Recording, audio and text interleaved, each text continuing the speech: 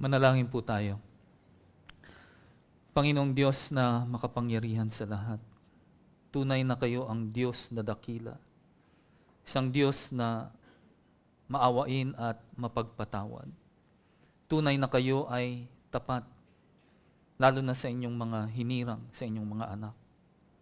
Panginoon, naway pagpalain niyo po itong aming pagtitipon sa hapong ito. Naway luwalhatiin ninyo ang inyong sarili upang aming masilayan ang inyong grasya, ang inyong pagmamahal. Panginoon, mangusap po sana kayo sa bawat isa sa amin na naririto ngayon. Alam niyo po kung ano yung mga pagsubok na dinaranas ng bawat isa. Kaya Panginoon, itinataas po namin sa inyo ang aming mga puso at isipan. Tanggalin niyo po ang mga bagay-bagay na kung saan ay nahahadlangan kami sa aming pagsamba sa inyo. Lalong-lalo na sa aming pagdinig sa inyong tapat na pangangaral ng inyong salita dito sa pulpitong ito.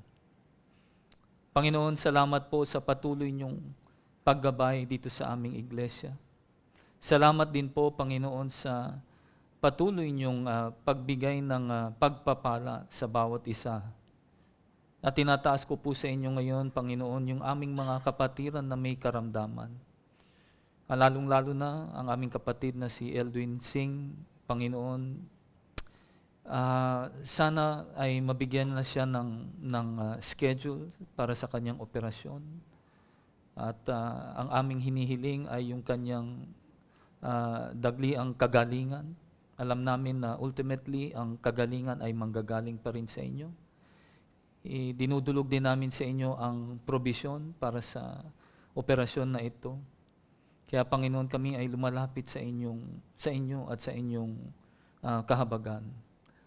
Tinataas ko rin po sa inyo ang mga ibang kapatiran namin na may mga pangangailangan. Maaring ito'y pinansyal o maaring emosyonal.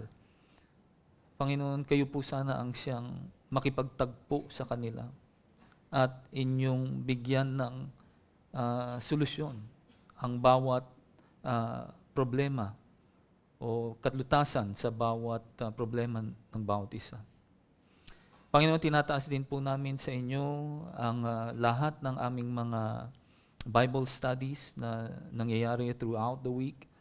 Hindi lang yung mga Bible studies namin, pati na yung mga outreaches namin, yung aming mga missionaries, yung aming mga preachers, aming mga teachers, pati na rin yung aming mga pastor, at ang aming mga admin staff, everyone who is volunteering, Panginoon, para sa iglesyang ito. Ang hinihiling po namin ay proteksyon na nagmumula sa inyo.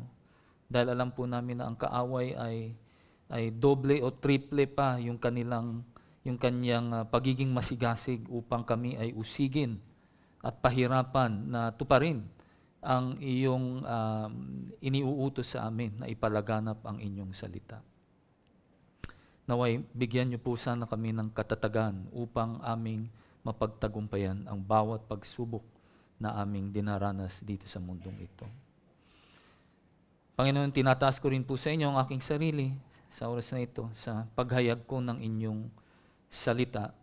Naway, mangusap po kayo sa bawat isa. Tinataas ko rin po sa inyong aking kahinaan. Naway, ang bawat salita na aking mabigkas ay tunay nga na nanggagaling sa inyong banal na kasulatan. Naway, mabigyan namin kayo ng kaluwalhatian sa oras na ito. Ito po ang aming samot dalangin sa matamis na pangalan ni Jesus. Amen. Amen. Magandang hapon po sa inyong lahat. No? Tunay nga na isang pagpapala ang kayo ay makasama sa hapong ito. Do alam ko sa inyo, karamihan sa inyo ay nakaganyan dahil sa sobrang lamig siguro nung lugar natin. Baka kung gusto nung ating operator medyo itaas yung temperatura para hindi ganun kalamig. Do ako sanay ako sa lamig kasi madali akong pinapawisan kaya gusto ko nakatutok sa electric fan o sa aircon. Pero para karamihan sa inyo mukhang giniginaw kayo. Kaya pahinaan, di na baling pawisan ako rito. Wag naman kayo manigas sa lamig. Okay?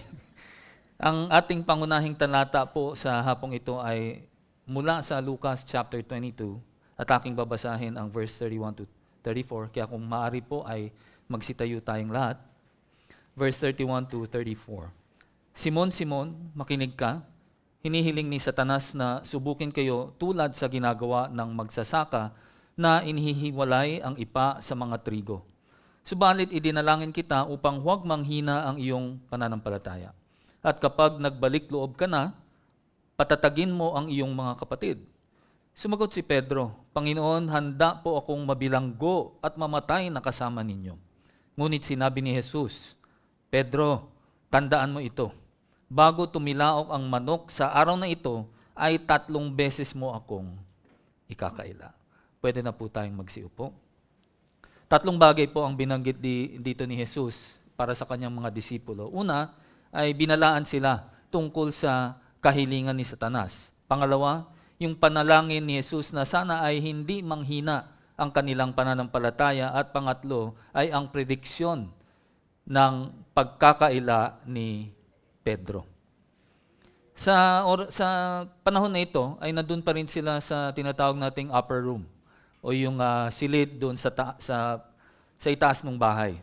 No? At si Jesus, katatapos lamang niyang itatag yung tinatawag nating huling hapunan o Lord's Supper. At inutusan niya yung kanyang mga disipulo na ito ay ipagdiwang nila hanggang sa dumating siya doon sa kanyang pagbabalik.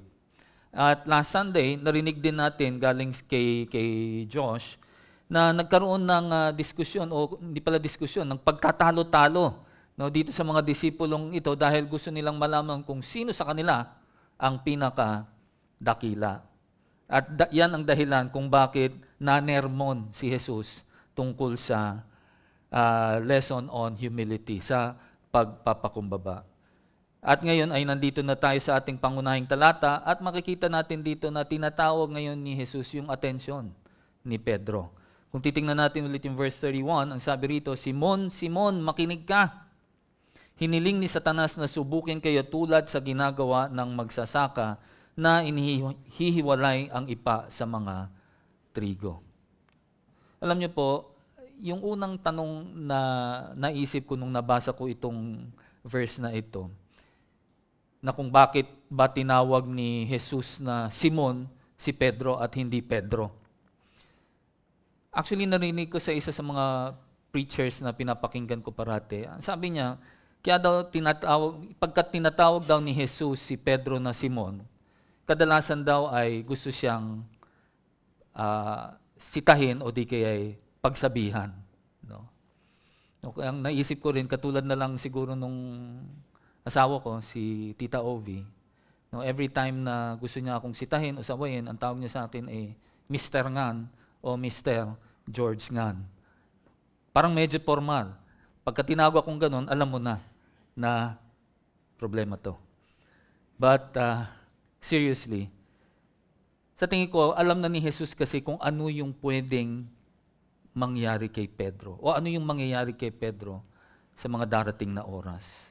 Kasi kung titingnan ninyo dito sa next half ng ating passage, makikita nyo na nanguna muli yung tinatawag natin na pride or ego nitong si Pedro. At hindi lang yun, pansinin ninyo, maliban sa tinawag siyang Simon, 2 beses na inulit yung pangalan ni Simon or ni Pedro. Na kung saan ay pinapakita sa atin dito yung affection ng ating Panginoong Jesus kay Simon o kay Pedro. Na kung saan siya ay parang nakikiusap na, Pedro o Simon, makinig ka sa sasabihin ko. Pero ito yung tanong ko, bakit si Simon? Bakit hindi yung mga ibang disipulo katulad na lang ni Juan o di kaya ni Santiago? Alam po ninyo, ang paniniwala ko dyan, dahil sa si Pedro o si Simon ay very outspoken. Madadlal siya. Kaya parati yan, pagka nag-uusap-usap yung grupo, ang maririnig mong boses lang parati ay sino? Si Pedro. Siya yung bangka parati. Bangkero ang tawag natin dyan. And naturally, he became the leader of the group. Kasi siya yung parang naging spokesperson. At dahil dyan, Talagang tinawag ni Jesus ang kanyang atensyon. At binanggit sa kanya ang panganib na kanilang haharapin. At binalaan nga sila ng Panginoong Jesus. No? Ang sabi ni Jesus, na si Satanas daw ay humingi na ng pahintulot na na salain sila tulad ng trigo. Yung paghiling dito ni Satanas ay hindi yung parang magalang o may respeto na paghiling. Yung paghiling niya dito sa wikang Ingles medyo demanding. No, he was demanding permission. Na kung pwede ay agad-agad bigyan na siya ng permiso para para usigin ang mga disipulo. No, ganito ka desperado si Satanas sa pagsisikap na sirain ang pananampalataya ni Pedro at ng iba pang mga disipulo. Nagtagumpay na nga siya kay Judas. At gusto rin niyang ibagsak ang iba pang mga disipulo. Ang isang katulad na senaryo kung saan natin makikita na si Satanas ay humingi ng pahintulot ay dito sa Job chapter 2 verse 3 to 7. Sabi rito, napansin mo ba ang lingkod kong si Job? Tanong ni Yahweh. Wala siyang katulad sa daigdig. Mabuti siyang tao, sumasamba sa akin at umiiwas sa masamang gawain. Hinimok mo akong pinsalain siya kahit walang sapat na dahilan. Subalit na natili pa rin siyang tapat sa akin. Sabi pa ni Yahweh, sumagot si Satanas, kahit anong bagay ay ibibigay ng tao, huwag lamang siyang mamatay. Subukan ninyong saktan ang kanyang katawan at sigurado kong susumpain niya kayo ng harap-harapan. Sinabi ni Yahweh, kung gayon, gawin mo ang gusto mong gawin sa kanya.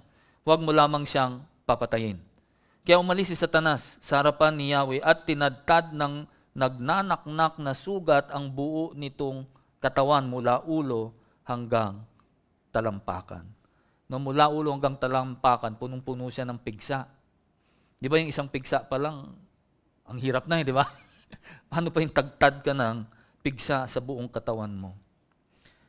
I think alam naman nating lahat kung ano ang nangyari pagkatapos nito, di ba?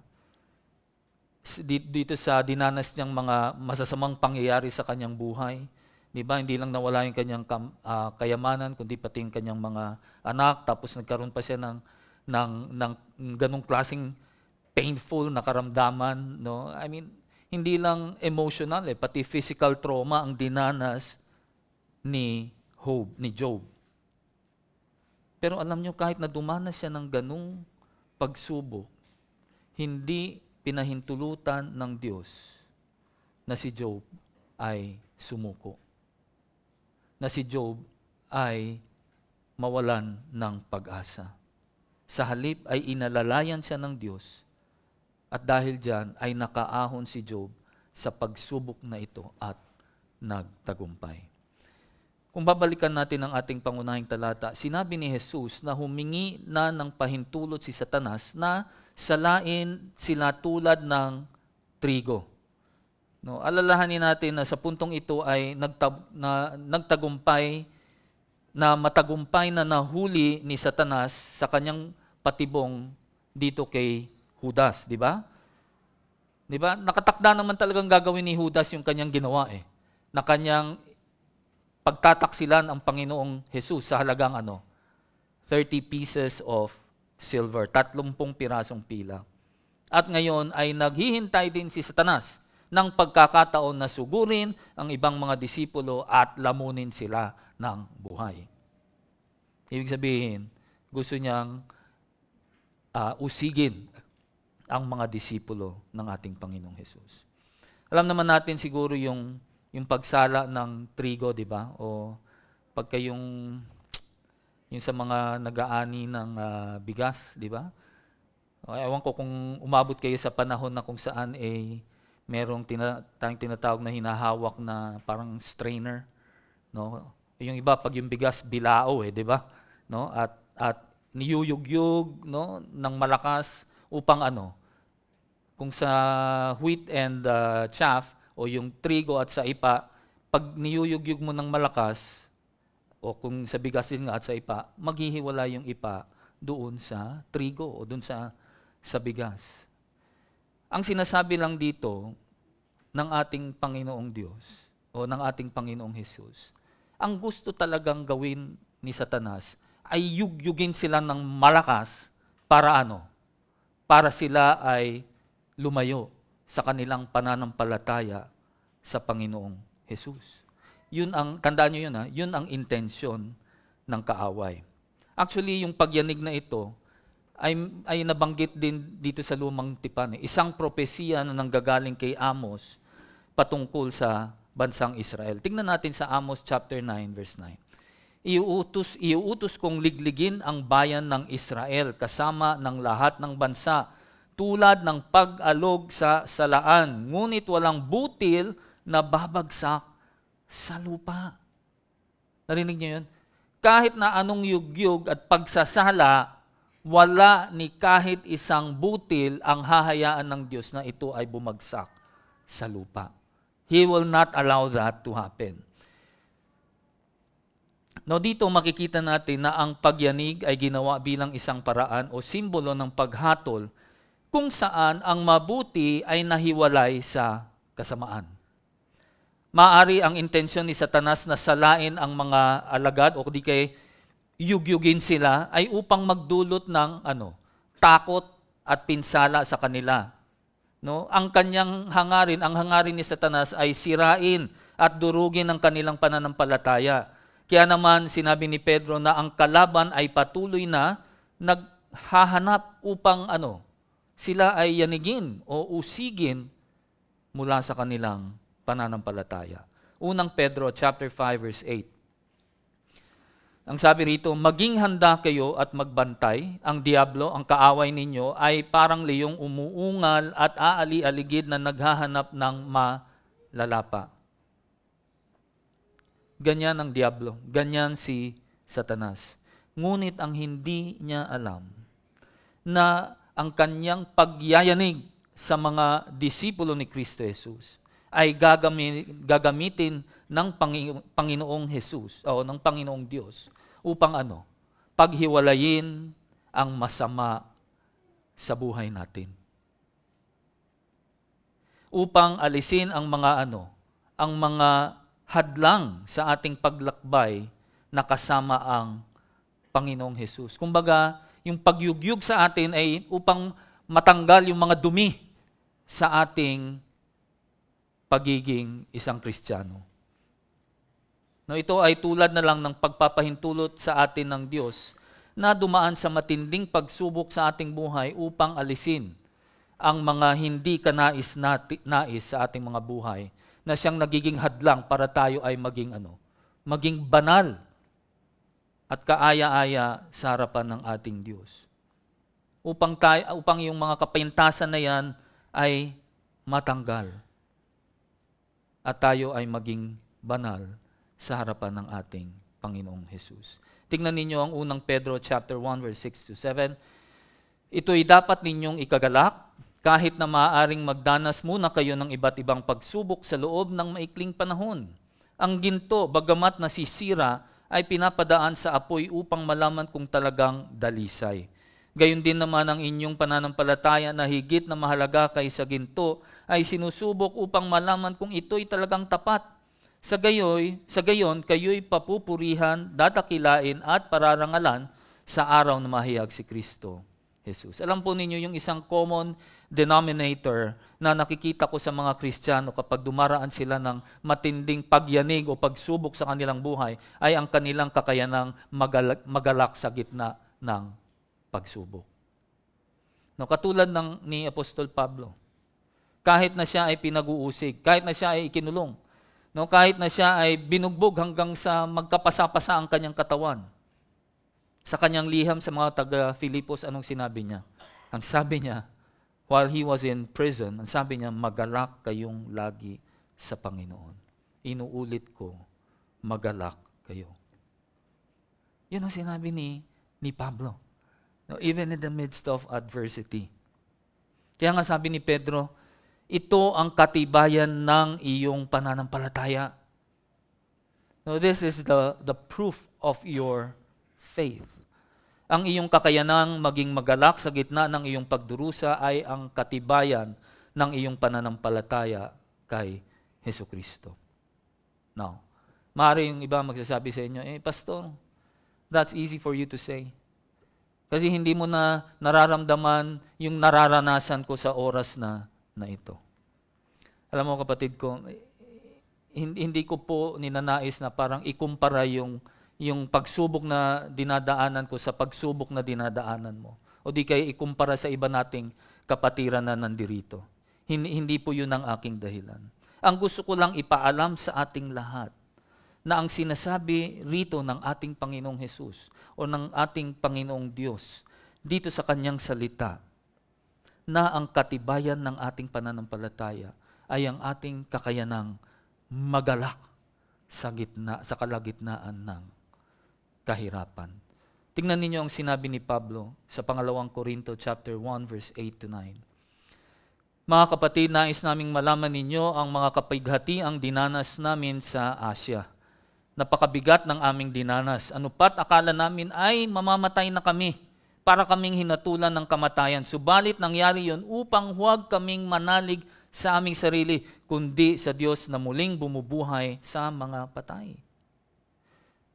Mga kapatid ko, sundin natin sana yung payo dito ni Pablo.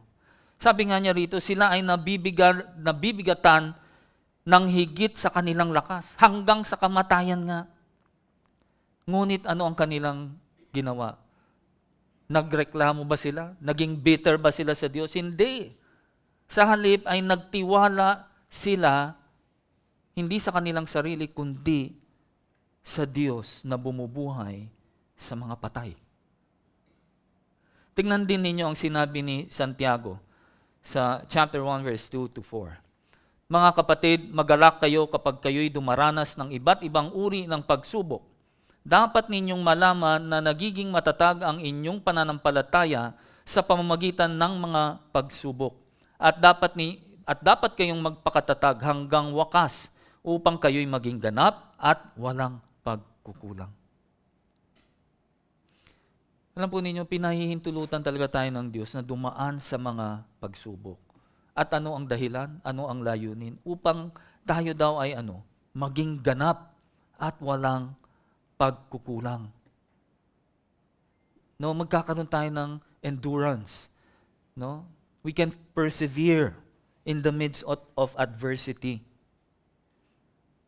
Yung ating perseverance, yun ang resulta nung ating yun ang katumbas ng ating tinatawag na pagiging ganap or spiritual maturity.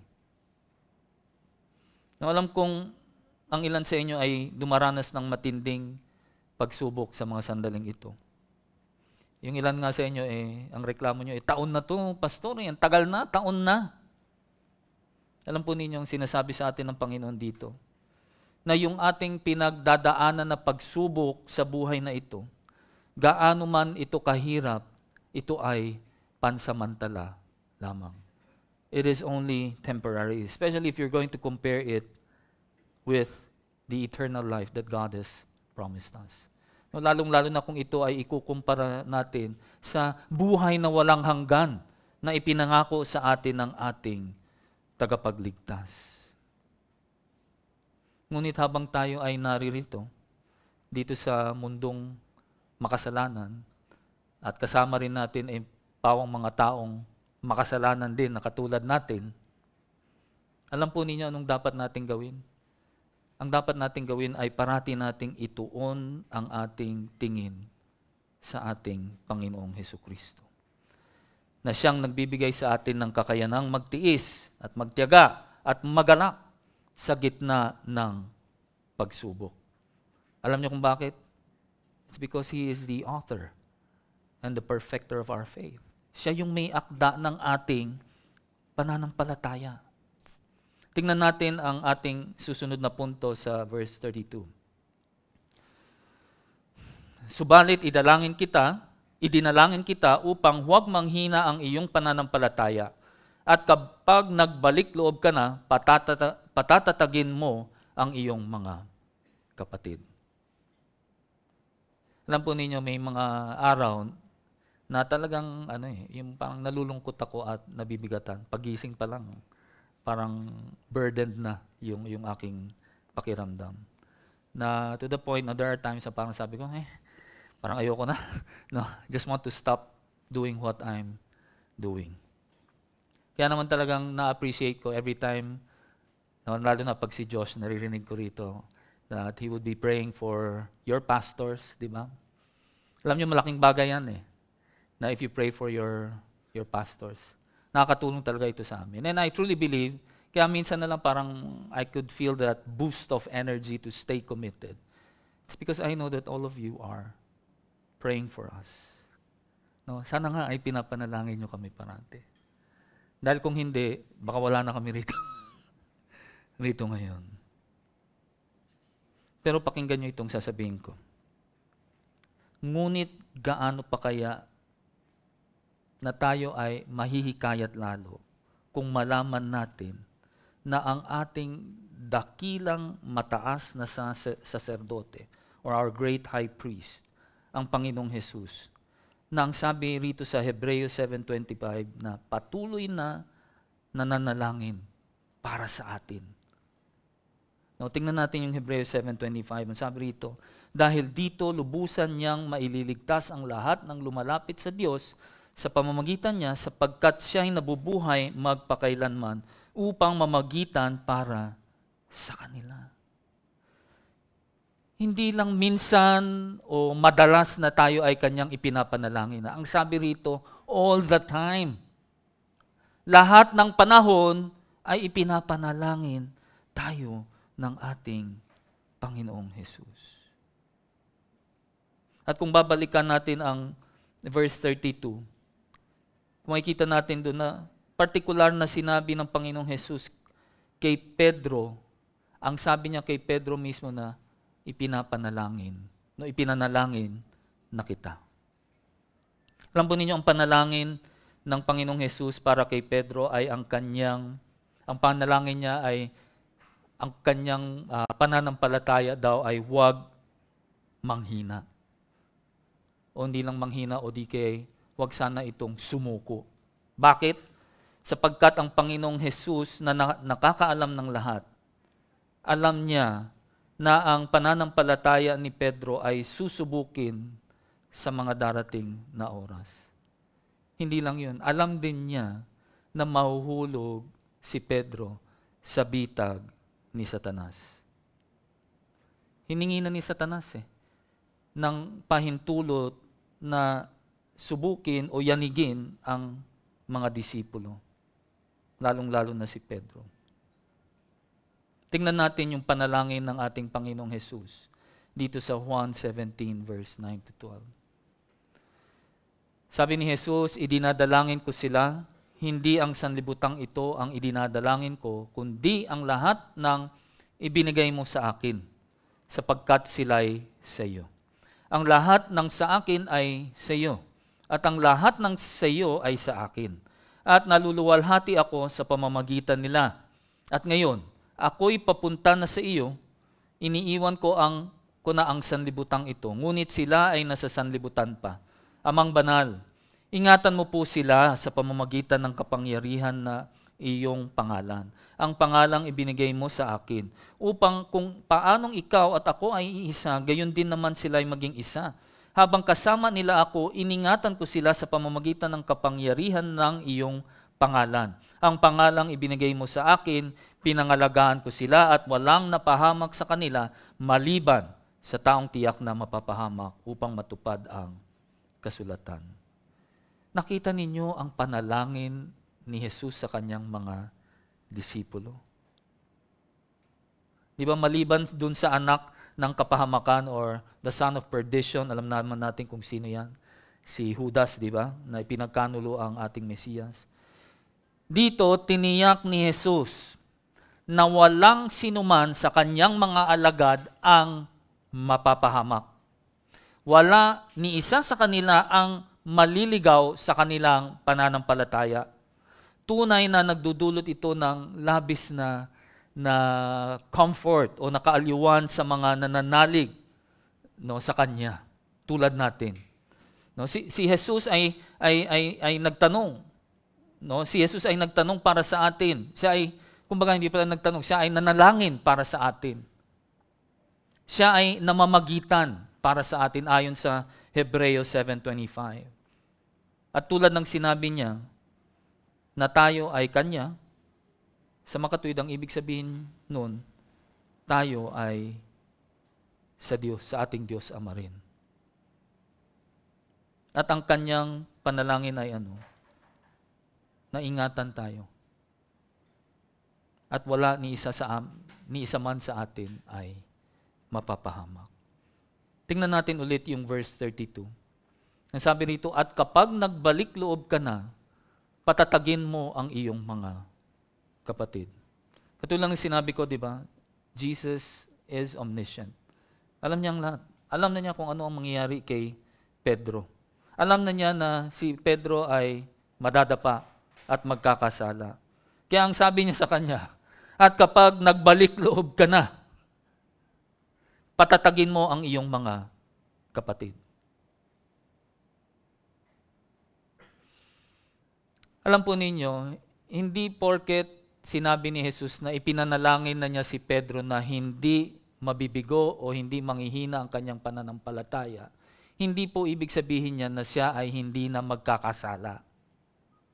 Hindi po yun ang ibig sabihin.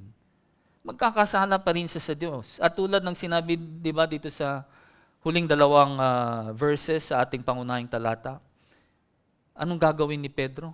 Itatakwil niya ang ating Panginoong Jesus ng ilang beses? 3 beses. Ngunit alam nyo, kahit na bumaksak si Pedro, kahit na siya ay nagkasala, alam na ng Panginoong Jesus na siya ay babalik din sa Kanya. Ibig sabihin ay alam niya na darating sa punto na kung saan ay magsisisi si Pedro. At sinabi ni Jesus na kapag siya ay nagbalik loob, ano daw ang kanyang gagawin? Kailangan niyang palakasin ang kanyang mga kapatid o yung mga kapatiran. Alam po ninyo, ang sinabi ni Jesus dito ay napakahalaga. Dahil dito ay inihayag niya kung ano ang magiging role, no? Ano yung magiging papel ni Pedro dito sa sinaunang iglesia. Sabi niya, dapat ay palalakasin niya at sasangkapanan ang simbahan para maisakatuparan ang ministeryo ng iglesia dito sa mundong ito. Tignan ninyo kung ano ang sinabi ni Jesus nung ipinumbalik niya si Pedro sa ministeryo dito sa Ebanghelyo ni Juan, John 21 verse 15 to 17. Ang sabi rito, pagkakain nila, tinanong ni Jesus si Simon Pedro, Simon, anak ni Juan, iniibig mo ba ako ng higit sa mga ito? Opo, Panginoon. Alam ninyong mahal ko kayo, tugon niya. Sinabi sa kanya ni Jesus, kung gayon, pakainin mo ang aking mga batang tupa. Muli siyang tinanong ni Jesus, Simon, anak ni Juan, iniibig mo ba ako? Sumagot si Pedro, opo, Panginoon. Alam ninyong mahal ko kayo. Sabi ni Jesus, alagaan mo ang aking mga tupa. Pangatlong ulit na tinanong siya ni Jesus, Simon, anak ni Juan, mahal mo ba ako? Nalungkot si Pedro sapagkat 3 beses siyang tinanong ng mahal mo ba ako? Mahal mo ba ako? At sumagot siya, Panginoon, alam po ninyo ang lahat ng bagay. Alam ninyong mahal ko kayo. Sinabi sa kanya ni Jesus, pakainin mo ang aking mga tupa. It's quite clear kung ano ang iniatang ng ating Panginoong Jesus sa balikat ni Pedro. At ano yan? Na siya ang magiging pastol ng sinaunang iglesia. Na siya ang mag-aalaga sa mga tupa ng ating Panginoong Hesukristo. Malinaw na iniatang ito sa kanyang balikat. Kaya naman kung titignan natin sa Gospel of Matthew, sa Mateo 16 verse 18, ang sabi rito, at sinasabi ko sa iyo, ikaw ay Pedro, at sa ibabaw ng batong ito ay itatayo ko ang aking iglesia, at ang kapangyarihan ng kamatayan ay hindi magtatagumpay laban sa Kanya. Alam naman natin na si Pedro ay isa sa mga haligi, di ba, ng sinaunang iglesia. At alam din natin na siya ay nanatiling tapat hanggang sa kanyang huling hininga. Hindi siya sumuko o hindi nanghina ang kanyang pananampalataya. Namatay nga siya na isang martir. Ipinako siya sa krus ng patiwarik. Kasi bakit? Anong dahilan? Dahil ayaw niyang dahil ang tingin niya sa sarili niya ay hindi siya karapat-dapat na patayin ng katulad ng ginawa doon sa kanyang tagapagligtas ang ating Panginoong Jesus. Oo, tulad ni Pedro, maaari tayong mahulog o madapa paminsan-minsan. Ngunit ang pangako ni Kristo, ano sabi niya sa Hebreo? Na patuloy siyang mamamagitan para sa atin. Hindi po ibig sabihin nito na, ganun ba, pwede na lang pala akong magkasala parati. Kasi parati naman ako pinapanalangin ng ating Panginoong Hesus. Hindi po. Ang sinasabi rito na just in case, ikaw ay nagkaroon ng pagkakataon ng panghihina sa iyong pananampalataya at ikaw ay nadapa, huwag kang mawalan ng pag-asa. Dahil nariyan ang ating Panginoong Hesus, dahil siyang parating namamagitan sa atin at sa ating Diyos Ama. At alam po ninyo, hindi tayo papayagan ng Panginoong Hesus na panghinaan ng ating pananampalataya o di kaya sumuko sa ating pananampalataya. Yan ang pangako ng ating Panginoong Hesus. Siya yung tinatawag natin sa wikang Ingles na our keeper or the keeper of our souls. No, tayo ay parati niyang binabantayan. Tayo ay parati niyang pinangungunahan at hindi pinapabayaan. Susuportahan niya tayo. At hindi niyang hahayaan na tayo ay mapalayo sa Kanya. Hahawakan niya tayo ng mahigpit at hindi niya pababayaan na tayo ay lalayo sa Kanya. Tingnan natin sa mga awit 121 verse 5 to 8. Si Yahweh ang ating tagapag-ingat, laging nasa piling upang magsanggalang. Di ka maano sa init ng araw, kung gabi ay di ka sasaktan ng buwan. Si Yahweh ang siyang sa iyo'y mag-iingat, sa mga panganib ika'y ililigtas. Si Yahweh ang siyang sa iyo'y mag-iingat saan man naroon, ika'y iingatan, di ka maaano kahit na kailan. Yun pala yun. Sa wikang Tagalog, yung keeper, tagapag-ingat. Ang Panginoong Hesus ang ating tagapag-ingat. Mga minamahal, ito ang dahilan kung bakit lagi kong hinihikayat kayo na ituon ninyo parati ang inyong tingin sa Panginoong Hesus.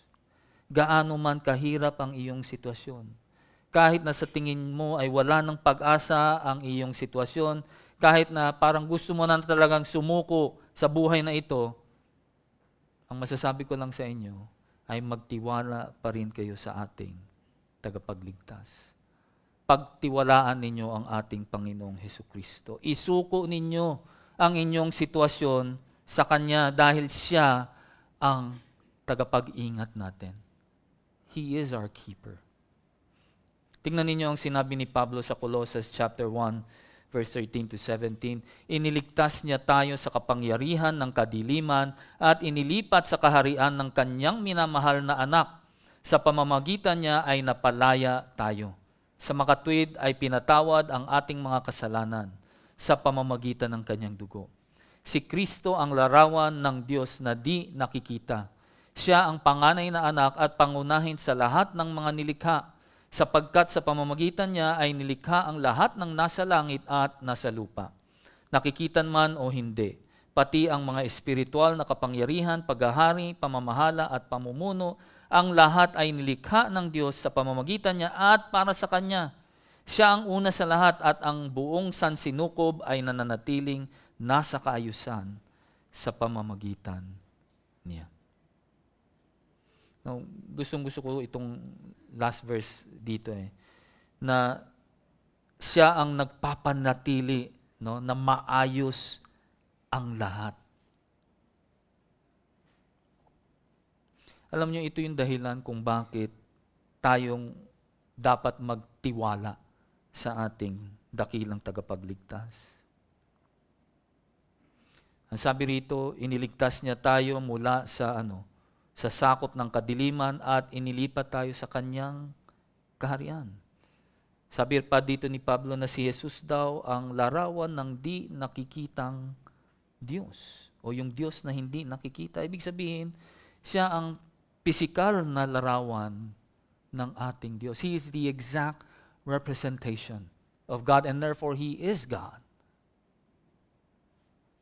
Siya ay Diyos.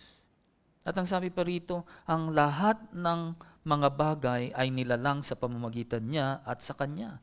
At sa Kanya ang lahat ng bagay ay everything holds together because of Him. Anong ibig sabihin ni Pablo doon? Ang ibig sabihin nito, na ang lahat-lahat ng bagay na nakikita rito ay hinahawakan ng ating Diyos.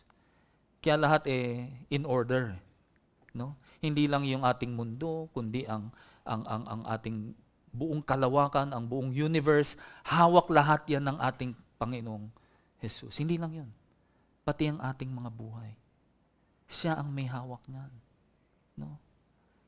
Ang pamilya natin, ang ating pangangatawan, no, ang ating finances, no, ang kalagayan ng ating pag-iisip, hawak yan lahat ng ating Panginoong Diyos. Ang lahat ng bagay dito sa mundo ay Kanyang pinanghahawakan. Kaya bakit tayo dapat mag-alala? Bakit tayo nawawalan ng pag-asa? Bakit kailangan manghina tayo sa ating pananampalataya? Tingnan ninyo ang sinasabi rito sa Jude verse 24.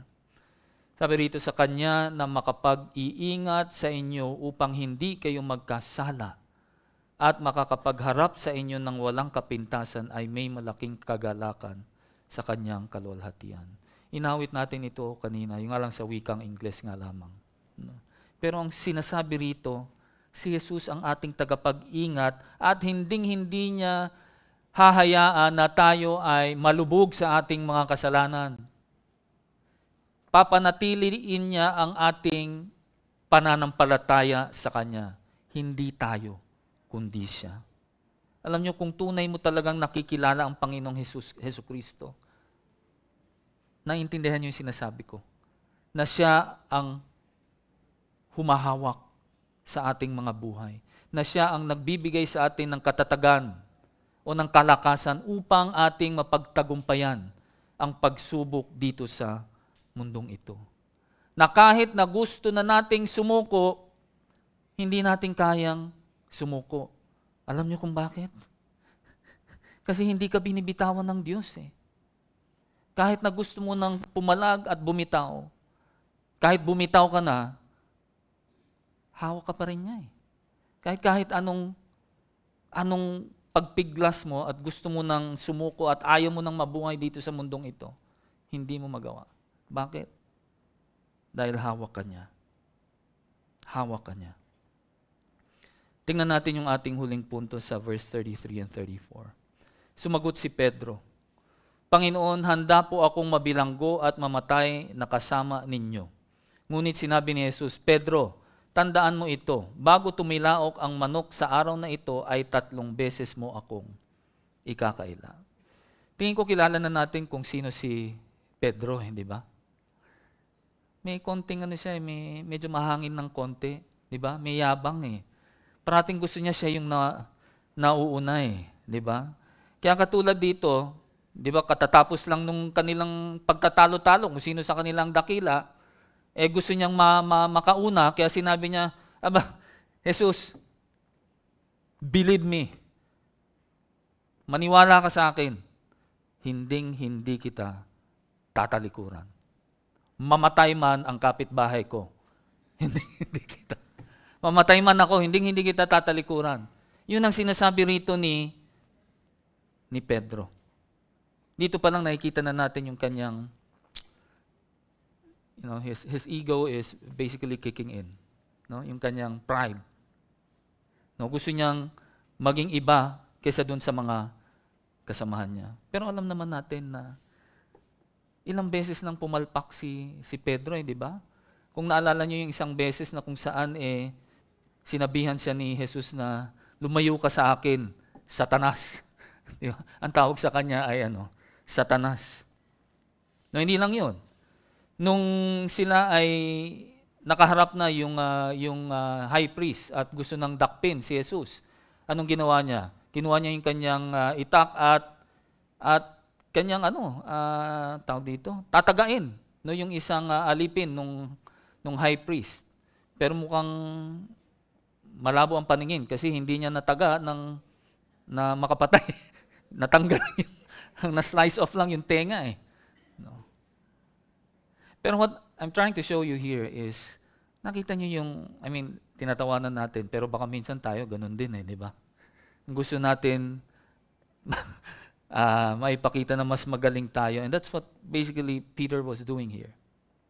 Pero hindi niya alam, ang ginagawa niya technically he was refuting what the Lord Jesus is saying. No, parang sinasabi niya, Panginoon, hindi totoo yung sinasabi mo. Mali yung sinasabi mo na tatalikuran kita. Hindi kita tatalikuran.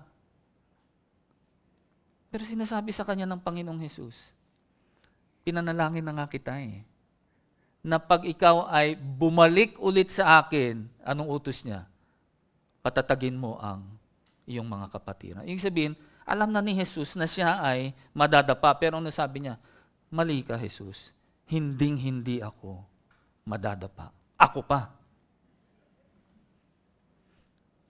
And that's the reality of pagka tayo ay masyadong nagdedepende sa sarili natin, we fail miserably.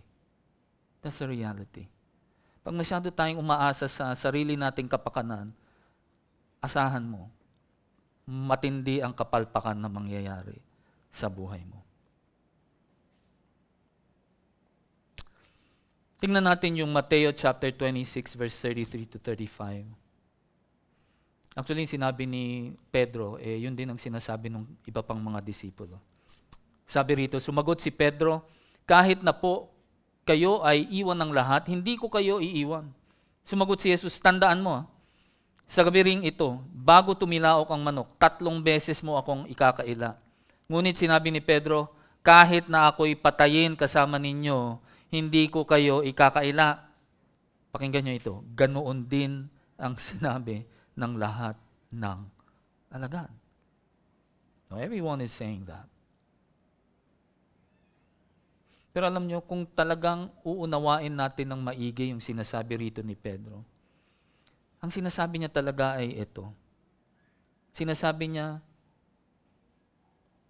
I, myself, and me will never fail you. Sinasabi niya na ako, hindi ko gagawin yan. O sa sarili kong kakayanan, hindi ko gagawin yan na ikaw ay ikaila, na ikaw ay talikuran. That was his basically saying.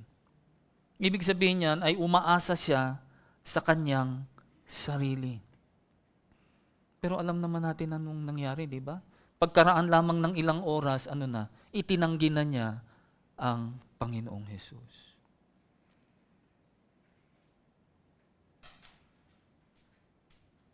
Itong mangyayari talaga kung tayo ay umaasa lang sa sarili natin. We will fail miserably. Tingnan ninyo ang sabi sa Kawikaan 28 verse 26. Ang nagtitiwala sa sariling kakayanan ay mangmang. Ngunit ang sumusunod sa magandang payo ay malayo sa kapahamakan. Dito rin sa Jeremiah 17 verse 9, sino ang makakaunawa sa puso ng tao? Ito'y mandaraya at walang katulad. Wala nang lunas ang kanyang kabulukan. Sino ang pinakinggan ni Pedro? Sarili niya di ba? Sinabihan na siya ng Panginoong Jesus. Pero sino pa rin ang pinakinggan niya? Sarili niya. Alam po ninyo, wala namang masama kung ikaw ay may kumpiyansa. Walang masama sa kumpiyansa. Pero dapat alamin mo kung saan mo ilalagay yung kumpiyansa na yon. No, kung ang kumpiyansa na yon ay nakalagay lang sa sarili mo, meaning you are self-confident, yun ang delikado. Dahil kung titignan natin ang Biblia, ang parating sinasabi ng Panginoong Jesus, ang pagtitiwala natin o ang kumpiyansa natin dapat ay na kanino? Nasa Kanya at nasa Kanyang mga pangako. Bakit? Dahil kung ano man yung sinabi ng Diyos, kung ano man yung Kanyang ipinangako, ay sigurado niyang gagawin. Bakit? Dahil siya ay tapat. Tingnan ninyo ang sinabi ni Pablo kay Timoteo. Pangalawang Timoteo 2:13, kung tayo man ay hindi tapat, siya ay nananatiling tapat pa rin sapagkat hindi niya maaaring itakwil ang kanyang sarili. Mga kapatid ko, hindi ibig sabihin na kung ang tingin mo sa sarili mo ay ikaw ay napaka-committed at napaka-tapat, hindi ka madadapa o magkakasala. Alam naman natin kung ano ang likas sa atin. At ano yun? Na tayo ay makasalanan. All of us are sinners and we are expected to fail. Kung aasa tayo sa ating mga sarili. Kaya importante na nauunawaan natin dito ang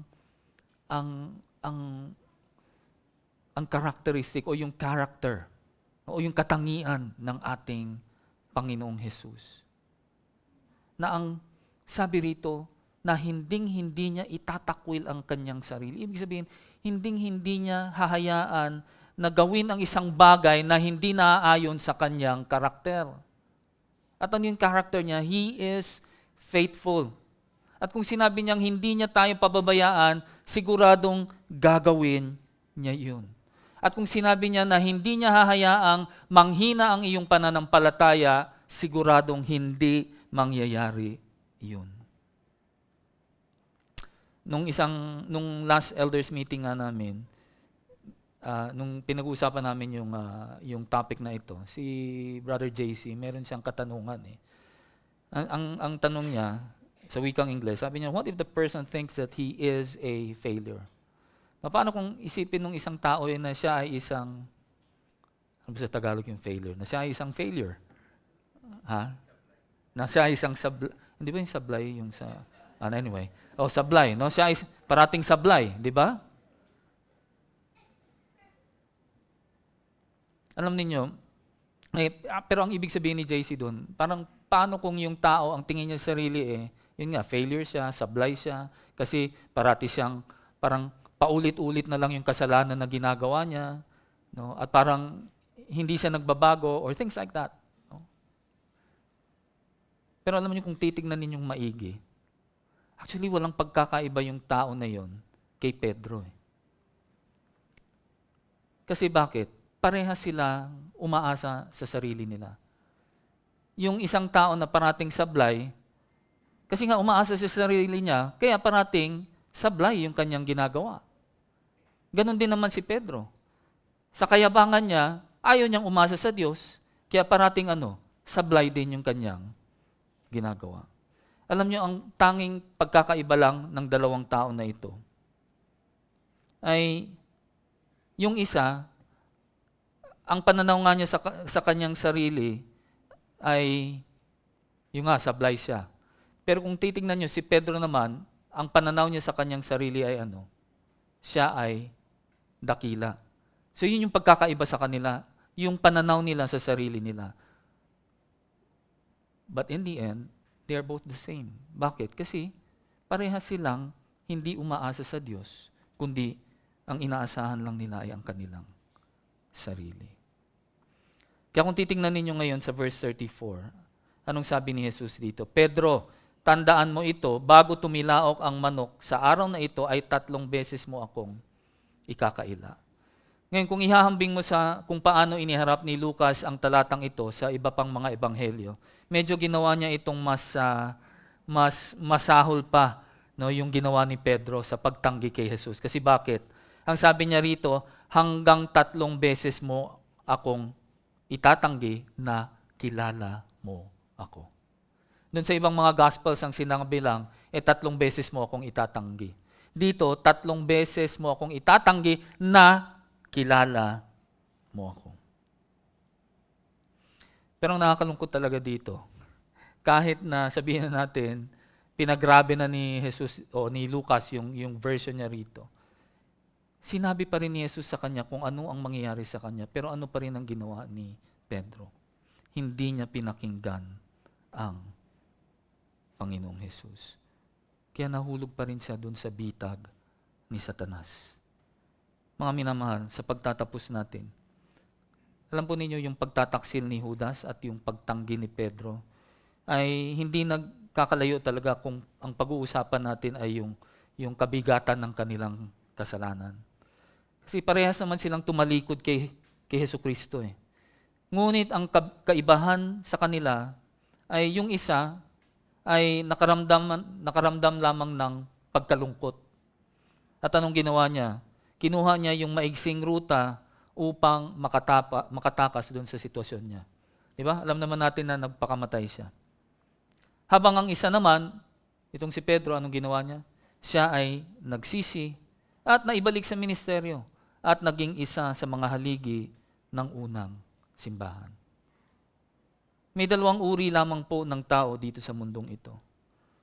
Ang nagtitiwala sa Panginoong Hesus at yung mga hindi nagtitiwala kay Jesus.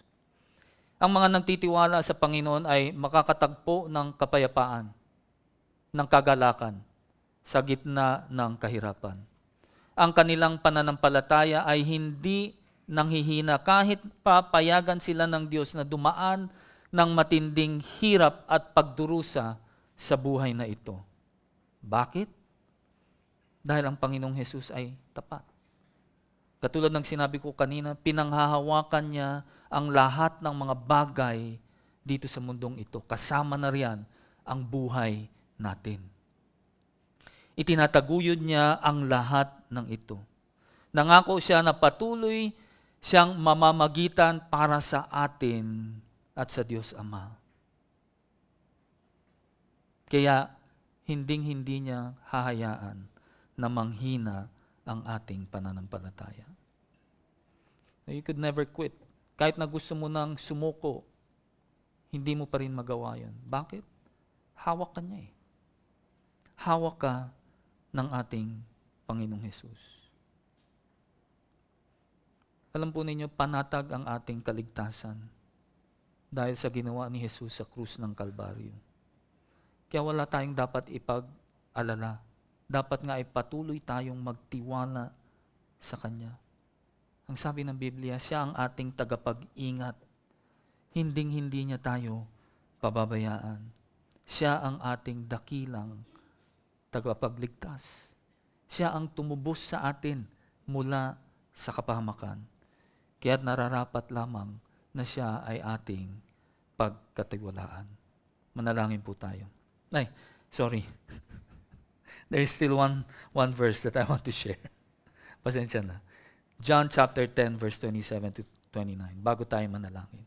Sabi rito, nakikinig sa akin ang aking mga tupa, nakikilala ko sila, at sumusunod sila sa akin. Binibigyan ko sila ng buhay na walang hanggan, kailanmay hindi sila mapapahamak at hindi sila maaagaw sa akin ninuman. Ang aking Ama na siyang nagbigay sa kanila sa akin ay lalong dakila sa lahat at hindi sila maaagaw ninuman sa aking Ama. Di ba't napakagandang pangako ito para sa ating lahat? Manalangin po tayo. Panginoong Diyos na makapangyarihan sa lahat, tunay nga na kayo ay tapat. Tunay nga na kayo ang siyang nagtataguyod sa amin at hindi nyo kami pababayaan na kami ay mapalayo sa inyo. Alam niyo po ang dinaranas ng bawat isa sa amin na nandirito ngayon. At alam po namin na hindi lang kayo nakikiramay, kundi buhat-buhat niyo pa kami sa mga oras na ito. Salamat, Panginoon, sa inyong patuloy na namamagitan sa amin, na patuloy niyo kaming ipinagdarasal at sinisiguradong kami ay hindi mapahamak. Salamat, O Diyos, sa inyong katapatan. Ito po ang aming samot dalangin sa matamis na pangalan ni Jesus. Amen. Ang ating benediction verse ay sa Jude 24 verse 25.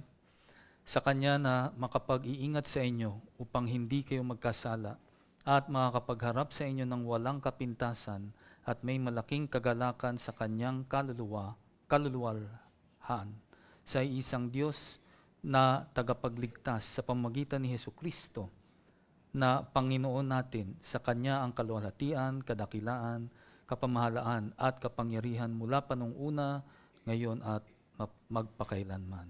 Amen. Have a blessed day, everyone.